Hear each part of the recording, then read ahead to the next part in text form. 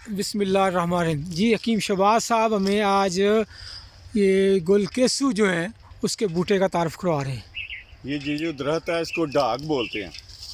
डाक का दरख्त, इसके फूल केसू होते हैं और इसकी गूंज जो होती है ना उसको कमर कस बोलते हैं, और इसका जो फल होता है उसको प्लास पापड़ा कहते हैं। ठीक है जी। गूंज तो अभी नहीं लगी हुई, ये दरख्त वरना चाल देख लें जी। ये दरख्त है, ये थोड़ी सी मैं आपको दूर से लोकेशन भी देता हूँ। ये देखें, इसके पत्ते जो हैं जी वो बिल्कुल ऐसे ही हैं जैसे बोर्ड के होते हैं। ये इसका पत्ता है जी। ये देखें, सही सूखा रहा। ये देखें, पत्ता ताज़ा लेना, ये वाला ताज़ा ले लें। हाँ जी, ये नहीं सूखा, उधर में लेना थोड़ा ताज़ा। बस।